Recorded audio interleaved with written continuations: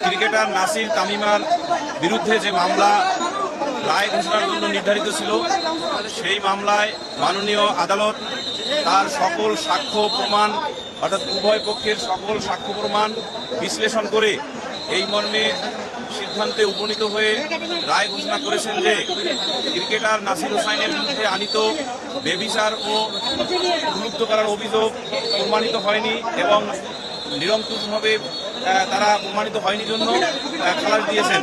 একই সাথে এই মামলার অপর আসামি তামিমা সুলতানা, তার বিরুদ্ধে আনিত যে অভিযোগ সেগুলো বাদী প্রমাণ করতে পারেননি জন্য তাকেও এই মামলা হতে বেকসুর খালাস দিয়েছেন।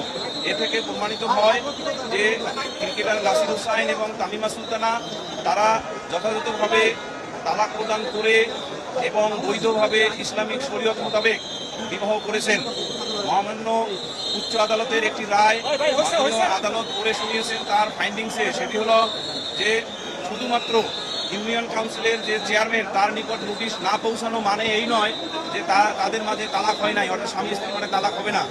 এটা উচ্চ আদালত অর্থাৎ আপিল বিভাগ ওই রায়ে বলেছেন যে স্বামী স্ত্রীর মধ্যে কন্ডাক্টটাই হলো আসল, অর্থাৎ আচরণটাই হলো আসল। সেই আচরণের ক্ষেত্রে মাননীয় আদালত সুস্পষ্টভাবে উল্লেখ করেছেন যে 2016 সালে তামিমা সুলতানা রাকিবকে তালাক দিয়ে সৌদি আরব গিয়ে কতদিন বাংলাদেশে অবস্থান করেছেন এইটা তদন্তকারী কর্মকর্তা কিংবা বাদী তার সাক্ষ্যে কোনোভাবে উপস্থাপন করতে পারেন নাই। ফলে এই মামলায় ক্রিকেটার নাসির হোসাইন এবং তামিমা সুলতানা বেকসুরভাবে খালাসপ্রাপ্ত হয়েছেন এবং তারা ন্যায় বিচার পেয়েছে।